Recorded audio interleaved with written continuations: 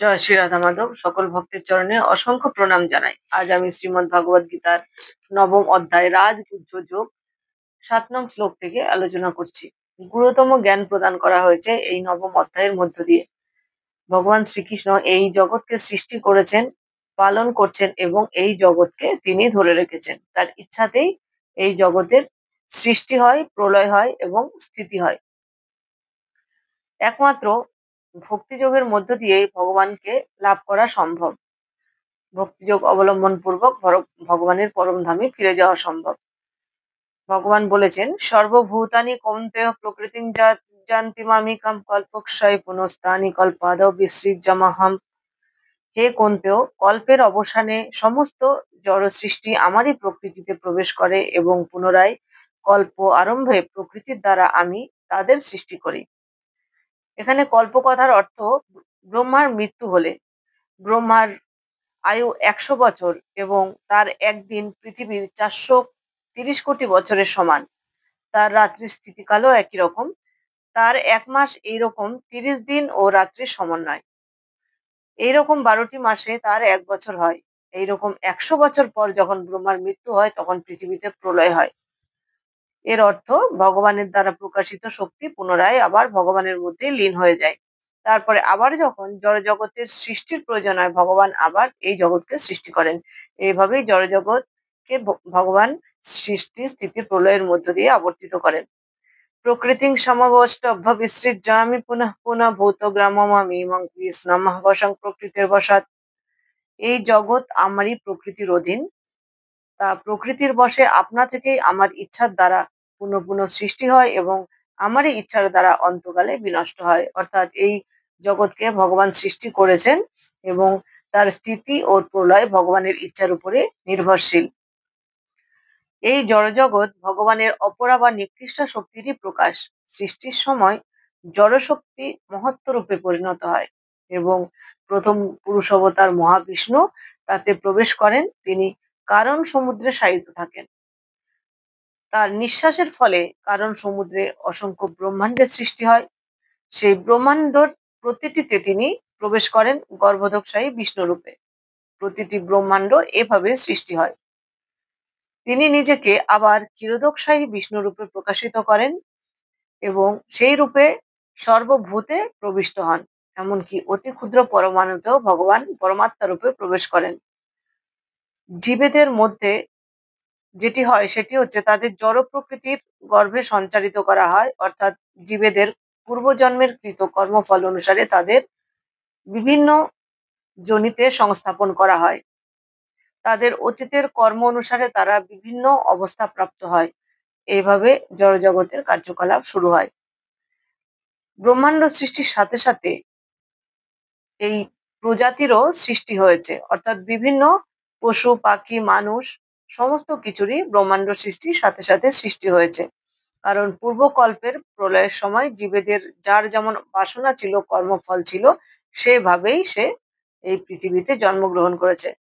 পূর্বের সৃষ্টিকালের মধ্যে থাকার সময় তাদের পূর্ব জীবনে তাদের সত্তার যে অবস্থা ছিল ঠিক সেভাবেই তারা আবার অভিব্যক্ত হয়েছে এবং সবই সাধিত হয় শুধুমাত্র পরমেশ্বর ভগবানের ইচ্ছায়।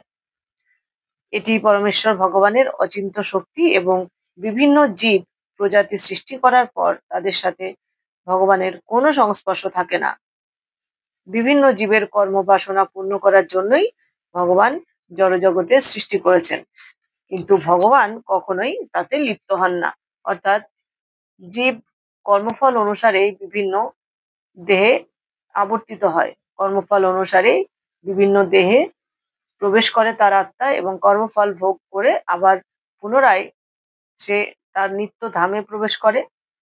শুধুমাত্র ভগবানের নাম গুণগান কীর্তনের মধ্য দিয়ে সমস্ত কর্মফল বা কর্মবন্ধন থেকে মুক্ত হয়ে জীব ভগবানের ধামে পৌঁছাতে পারে।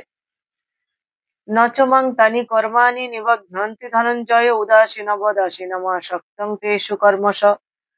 হে ধনঞ্জয়, সেই সমস্ত কর্ম আমাকে আবদ্ধ করতে পারে না। আমি সেই সমস্ত কর্মে অনাসক্ত ও উদাসীনের ন্যায় অবস্থান করি। অর্থাৎ ভগবান বলেছেন যে মানুষ নিজের কর্মফল ভোগের জন্য পৃথিবীতে জন্মগ্রহণ করেন, তাই এই ব্যাপারে আমি উদাসীন। মানুষের জন্ম মৃত্যু কোনো কিছুর প্রতি আমি দায়ী নয়, সর্বকিছুর প্রতি আমি উদাসীন। কারণ কোনো জীব যেভাবে ভাবিত হয়, ভগবান তার হৃদয়ে পরমাত্মা রূপে প্রবেশ করে সেই পথে তাকে পরিচালিত করে। তাই কর্মফল অনুসারেই প্রত্যেকটা জীব আবার পৃথিবীতে জন্মগ্রহণ করে, আবার মৃত্যুবরণ করে, পরবর্তী জন্মে আবার তাকে জন্মগ্রহণ করতে হয়। এইভাবে জন্ম জন্মান্তরে তাকে আবর্তিত হতে হয়। তাই ভগবান বলেছেন, এর জন্য আমি দায়ী নই, আমি সর্বকিছুতেই উদাসীন। জীব কর্ম অনুসারেই তার ফল ভোগ করে। তাই ভগবান সমস্ত দ্বন্দ্বের অতীত। এই জগতের সৃষ্টি ও বিনাশের প্রতিও তাই তার কোনো আসক্তি নেই। পূর্বকৃত কর্ম অনুসারে জীব ভিন্ন ভিন্ন প্রজাতির দেহ ধারণ করে। তাই ভগবান সেই ব্যাপারে কোনো রূপ হস্তক্ষেপ করেন না। ভগবান বলেছেন, জাগতিক ক্রিয়াকলাপে সূক্ষ্মাতিসূক্ষ্ম সবকিছুই ভগবানেরই নিয়ন্ত্রণাধীন, তবুও তিনি উদাসীনের মতনই অবস্থান করেন। কারণ জীব তার কর্মফল অনুসারেই বিভিন্ন জন্ম জন্মান্তরে আবর্তিত হয়। মায়াধ্যক্ষেন প্রকৃতি সুয়তে সচরাচরম হেতুনানেন কন্তেয় জগৎ বিপরিবর্ততে। হে কন্তেয়, আমার অধ্যক্ষতায় জড় প্রকৃতি এই চরাচর বিশ্ব সৃষ্টি করে। প্রকৃতির নিয়মে এই জগৎ পুনঃ পুনঃ সৃষ্টি হয়, আবার ধ্বংস হয়। এখানে বলা হয়েছে প্রকৃতির জগতে সমস্ত ক্রিয়াকলাপ হয় পরমেশ্বর ভগবানের অধ্যক্ষপনায়, অর্থাৎ পরমেশ্বর ভগবানের ইচ্ছা শক্তির প্রভাবে এই জড় জগৎ প্রকাশ হয়। কিন্তু তার পরিচালনা করে জড় প্রকৃতি। শ্রীকৃষ্ণ বলেছেন, বিভিন্ন যোনি থেকে উদ্ভূত সমস্ত জীব আমি তাদের পিতা। মাতার গর্ভে বীজ প্রদান করে পিতা যেমন সন্তান উৎপাদন করে, তেমনি পরমেশ্বর ভগবান তার দৃষ্টিপাতের মধ্য দিয়েই জড় প্রকৃতির গর্ভে সমস্ত জীবকে সঞ্চারিত করেন। এবং এই সমস্ত জীব তাদের কর্ম বাসনা অনুসারে বা পূর্বকৃত কর্মফল অনুসারে ভিন্ন ভিন্ন রূপ ও যোনি প্রাপ্ত হয়ে প্রকাশিত হয়। এই সমস্ত জীবেরা যদিও ভগবানের দৃষ্টিপাতের ফলে জন্মগ্রহণ করে, কিন্তু তাদের পূর্বকৃত কর্মফল অনুসারেই তারা ভিন্ন ভিন্ন দেহে প্রবেশ করে। সুতরাং ভগবান এই প্রাকৃত সৃষ্টির সাথে কখনোই প্রত্যক্ষভাবে যুক্ত নয়। জীব নিজের কর্মফল ভোগের জন্যই পৃথিবীতে আসে। শুধুমাত্র তার দৃষ্টিপাতের ফলে, অর্থাৎ ভগবানের দৃষ্টিপাতের ফলে জড় প্রকৃতি ক্রিয়াশীল হয়ে ওঠে। তার ফলে তৎক্ষণাৎ সৃষ্টির অভিব্যক্তি হয়। তাই ভগবান বলেছেন যে মায়ার প্রতি তিনি দৃষ্টিপাত করেন, তাই তিনি নিঃসন্দেহে সক্রিয়, কিন্তু জড় জগতের সৃষ্টির সাথে তার কোনো প্রত্যক্ষ সম্বন্ধ নেই। অবজানন্তি মাং মূঢ়া মানসিং তনুমাশ্রিতম পরং ভাবমজানন্ত মাম ভূতমহশ্বরম। যিনি, আমি যখন মনুষ্যরূপে অবতীর্ণ হই তখন মূর্খেরা আমাকে অবজ্ঞা করে। তারা আমার পরম ভাব সম্বন্ধে অবগত নয় এবং আমাকে সর্বভূতের মহেশ্বর বলে জানে না। অর্থাৎ সমস্ত সৃষ্টির সৃজন পালন ও সংহারকর্তা পরমেশ্বর ভগবান কখনোই একজন মানুষ হতে পারে না। তিনি চিৎ আনন্দের অধিকারী, সচ্চিৎ আনন্দময়। কিন্তু একজন মূঢ় ব্যক্তি মনে করেন ভগবান শ্রীকৃষ্ণ একজন শক্তিশালী মানুষ বা এর থেকে বেশি কিছু নয়। ভগবানের শ্রী বিগ্রহ নিত্য জ্ঞানময় এবং আনন্দময়, যদিও তিনি একজন সাধারণ মানুষ নয়। তাই কুরুক্ষেত্রের রণাঙ্গনে তৃতীয় পাণ্ডব অর্জুন ভগবানের বিশ্বরূপ দর্শন করেছিলেন এবং তিনি ভগবানকে তার শঙ্খ চক্র গদা পদ্মরূপধারী সেই রূপে দর্শন করতে অনুরোধ করেছিলেন। ভগবান তাকে সেই রূপে দর্শন দিয়েছিলেন। তাই ভগবান যদি সাধারণ মানুষ হতেন তাহলে ভগবান এই রূপে তার সখা অর্জুনকে দর্শন দিতেন না। ভগবান সচ্চিদানন্দ রূপ বিগ্রহ, শাশ্বত জ্ঞান এবং আনন্দে পরিপূর্ণ। বৈদিক শাস্ত্রেও বলা হয়েছে, আমি পরমেশ্বর ভগবান শ্রীকৃষ্ণের চরণে প্রণতি নিবেদন জানাই যে যার রূপ সচ্চিত এবং আনন্দময়। তমেকং গোবিন্দম, অর্থাৎ তুমি ইন্দ্রিয় সমূহের ও গাভীদের আনন্দ বর্ধনকারী গোবিন্দ, সচ্চিদানন্দময় বিগ্রহ। তাই তোমার রূপ অপ্রাকৃত জ্ঞানময়, আনন্দময় এবং নিত্য। তাই ভগবান কখনোই একজন সাধারণ মানুষ হতে পারে না, তিনি হচ্ছেন সচ্চিৎ আনন্দময় বিগ্রহ। পৃথিবীতে অবস্থানকালে শ্রীকৃষ্ণ যে সমস্ত অদ্ভুত ক্রিয়াকলাপ করেছিলেন তা কোনো সাধারণ মানুষই করতে পারে না। যেমন বৃন্দাবন লীলায় তিনি তার মাতা পিতার প্রার্থনায় শিশুরূপ ধারণ করেছিলেন, কিন্তু প্রথমে তিনি চতুর্ভুজ নিয়েই প্রকটিত হয়েছিলেন। শ্রীমদ্ ভাগবতে বলা হয়েছে বভূব প্রাকৃত শিশু, অর্থাৎ তিনি একটি সাধারণ শিশু, একটি সাধারণ মানুষে পরিণত হয়েছিলেন। এখন আবার বলা হয়েছে যে তিনি সাধারণ মানুষ রূপে প্রকট হওয়া তার চিন্ময় শ্রী বিগ্রহের একটি মধুর বিলাস। অর্জুন শ্রীকৃষ্ণের চতুর্ভুজ দেখার জন্য যখন প্রার্থনা করেছিলেন, তখন ভগবান শ্রীকৃষ্ণ অর্জুনের প্রার্থনায় পুনরায় তার আদি মনুষ্য রূপ ধারণ করেছিলেন এবং তাকে চতুর্ভুজ রূপ দর্শন দিয়েছিলেন। ভগবানের এই বিবিধ রূপ বৈচিত্র্য অবশ্যই কখনোই সাধারণ মানুষের মতো হতে পারে না। মোঘাস মোঘ কর্মান মোঘ জ্ঞানা বিচেতেশ রাক্ষসী মাসুরিং চৈব প্রকৃতিং মোহিনীং শ্রিতা। এভাবে যারা মোহাচ্ছন্ন হয়েছে তারা রাক্ষসী ও আসুরী ভাবের প্রতি আকৃষ্ট হয়। সেই মোহাচ্ছন্ন অবস্থায় তাদের মুক্তি লাভের আশা, তাদের সকাম কর্ম ও জ্ঞানের প্রয়াস সমস্তই ব্যর্থ হবে। ভগবান বলেছেন যারা ভগবানের প্রতি বিশ্বাসী নয় তাদের সমস্ত পুজো পাঠ, যাগ যজ্ঞ তপস্যা সব নিষ্ফল হয়, কারণ তারা মোহাচ্ছন্ন।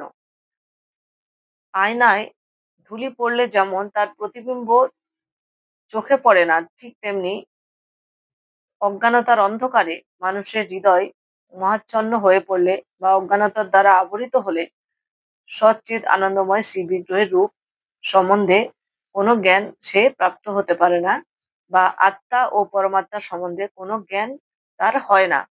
সেই ব্যক্তি ভগবানের সেবা পূজা করলে তাতে কোনো ফল হয় না।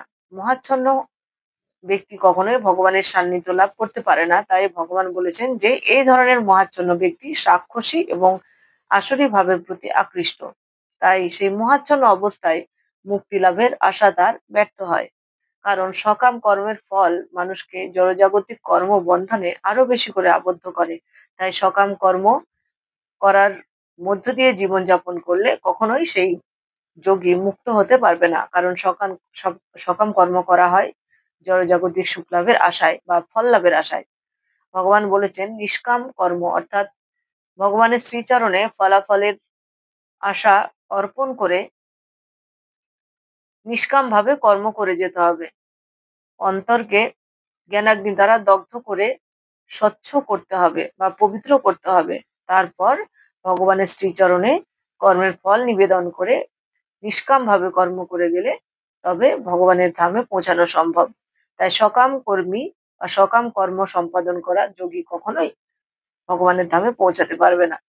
তাই বলা হয়েছে এইসব আসরিক ভাবাপন্ন দুষ্ট লোকেরা কখনোই ভগবানের ধামে পৌঁছাতে পারবে না এবং ভগবানের স্বরূপ সম্বন্ধে তারা জ্ঞাত নন।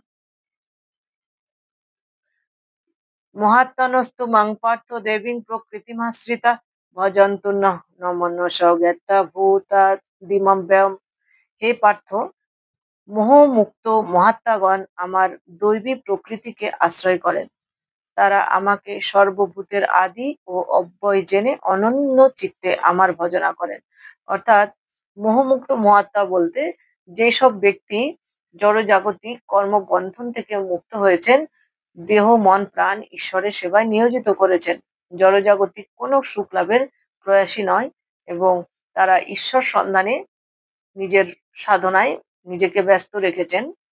ইন্দ্রিয় সংযমের মধ্য দিয়ে দেহ মন প্রাণ ভগবানের সেবায় নিজেকে নিয়োজিত করেছেন। সেই সমস্ত মোহমুক্ত মহাত্মারা ভগবানের দৈবী প্রকৃতিকে আশ্রয় করেন। তারা ভগবানকে সর্বভূতের আদি ও অব্যয় জেনে অনন্য চিত্তে ভগবানের সেবা করেন এবং ভগবানের ভজনা করেন। মহাত্মার প্রথম লক্ষ্য হচ্ছে সর্বদাই তিনি দিব্য প্রকৃতিতে অধিষ্ঠিত থাকেন, তিনি কখনোই জড় প্রকৃতির অধীনস্থ হন না। মানুষ যখনই পরমেশ্বর ভগবানের কাছে আত্মসমর্পণ করেন তখনই সে মায়ার বন্ধন থেকে মুক্ত হয়ে যায়, অর্থাৎ তার মন ভগবানের শ্রীচরণেই নিবেদিত থাকে, বহির্জগতের প্রতি তার কোনো আসক্তি থাকে না। তাই বলা হয় যে তিনি ভগবানের শ্রীচরণে যখন দেহ মন প্রাণ নিবেদন করেন বা আত্মসমর্পণ করেন, তখন মায়ার বন্ধন থেকে সম্পূর্ণ মুক্ত হয়ে যান এবং এটিই হলো মুক্তি লাভ করার প্রাথমিক সূত্র। জীবসত্তা যেহেতু তটস্থা শক্তি, তাই জড় প্রকৃতির নিয়ন্ত্রণ থেকে মুক্ত হওয়ার সঙ্গে সঙ্গেই সে চিন্ময় প্রকৃতির আশ্রয় লাভ করে। চিন্ময় প্রকৃতির আশ্রয়কেই বলা হয় দৈবী প্রকৃতি। সুতরাং এইভাবে পরমেশ্বর ভগবানের শরণাপন্ন হয়ে উন্নতি লাভ করার মধ্য দিয়ে দিয়ে একজন যোগী মহাত্মায় পরিণত হয় এবং একসময় ভগবানের ধামে অনায়াসে পৌঁছে যেতে পারে। সততং কীর্তয়ন্তমাং যতন্তশ্চতি দৃঢ়ব্রতা নমস্যন্তশ্চ মাং ভক্তা নিত্যযুক্ত উপাস্যতে। দৃঢ় ব্রত ও যত্নশীল হয়ে সর্বদা আমার মহিমা কীর্তন করে এবং আমাকে প্রণাম করে এই সমস্ত মহাত্মারা নিরন্তর ভক্তি সহকারে আমার উপাসনা করেন। অর্থাৎ মহাত্মারা সর্বদাই ভগবত ভক্তির নানা রকম কার্যকলাপে নিজেকে ব্যস্ত রাখেন। তিনি বিষ্ণুর মহিমা শ্রবণ ও কীর্তন করেন। সেটি হচ্ছে শ্রবণং কীর্তনং বিষ্ণু শরণং, সর্বদা বিষ্ণু স্মরণ করেন। ভক্তিযোগের ক্রিয়াগুলি তিনি পালন করেন। এইভাবে ঈশ্বর সন্ধানে তিনি ব্রতী হন এবং একসময় ভগবানের ধামে অনায়াসে পৌঁছে যেতে পারেন। সদ্গুরুর তত্ত্বাবধানে গৃহস্থ, সন্ন্যাসী অথবা ব্রহ্মচারী রূপে যে কোনো স্তরে এবং পৃথিবীর যে কোনো জায়গায় পরমেশ্বর ভগবানের উদ্দেশ্যে ভক্তি সাধন করার মধ্য দিয়েই যথার্থ মহাত্মায় পরিণত হওয়া যায়। মহাত্মারা সর্বদাই ভগবানের সেবায় নিজেকে নিয়োজিত রাখেন, কারণ তিনি দৃঢ়ব্রত যত্নশীল হয়ে সর্বদাই ভগবানের নাম গুণগানের মহিমা এবং কীর্তন করে ভগবানের শ্রীচরণে নিজেকে আত্মসমর্পণ করেন এবং ভক্তি সহকারে ভগবানের উপাসনা করেন। জ্ঞান যজ্ঞেন চাপ্পান্নে যজন্তমাম উপাসতে একত্বেন পৃথক্তেন বহুধা বিশ্বত মুখম। অন্য কেউ কেউ জ্ঞান যজ্ঞের দ্বারা অভেদ চিন্তাপূর্বক, কেউ কেউ বহুরূপে প্রকাশিত ভেদ চিন্তাপূর্বক এবং কেউ আমার বিশ্বরূপের উপাসনা করেন। এই শ্লোকের মধ্য দিয়ে ভগবান বোঝাতে চেয়েছেন যে এমন কিছু মানুষ আছে যারা যথার্থ মহাত্মা না হলেও বিভিন্নভাবে ভগবানের আরাধনা করেন। যেমন সেই রকম কিছু ভক্তের মধ্যে আর্ত, অর্থার্থী, জিজ্ঞাসু ও জ্ঞানীর কথা আমরা পূর্ববর্তী শ্লোকে বলেছিলাম। এছাড়াও নিম্ন স্তরের কিছু উপাসক আছে যাদেরকে ৩ ভাগে ভাগ করা যায়। অহংগ্রহ উপাসক, যে নিজেকে ভগবানের থেকে অভেদ মনে করে এবং ভগবানের উপাসনা করে। প্রতীক উপাসক, যে কল্পনা প্রসূত কোনো এক রূপে ভগবানের উপাসনা করে। বিশ্বরূপ উপাসক, যে পরমেশ্বর ভগবানের বিশ্বরূপকে স্বীকার করে তার উপাসনা করে। এই ৩ শ্রেণীর মধ্যে যারা নিজেদের ভগবান বলে মনে করে উপাসনা করে তাদের বলা হয় অদ্বৈতবাদী। এই প্রকার লোকেরা নিজেদের ভগবান বলে মনে করে নিজেদের উপাসনা করে এবং এইরকম ঈশ্বর উপাসনা তারা করতে করতে জীবন পথে এগিয়ে যায়, কারণ তারা ভাবে যে তার দেহটি তাদের স্বরূপ নয়, তাদের স্বরূপ হলো চিন্ময় আত্মা। আজ ভিডিওটি এ পর্যন্তই। দেখা হবে পরবর্তী ভিডিওতে পরবর্তী শ্লোক উচ্চারণের মধ্য দিয়ে। সকলে ভালো থাকবেন, সুস্থ থাকবেন। সকল ভক্তের কাছে আমার একান্ত অনুরোধ, যদি ভিডিওটি ভালো লাগে অবশ্যই ভিডিওটি লাইক, শেয়ার এবং সাবস্ক্রাইব করবেন।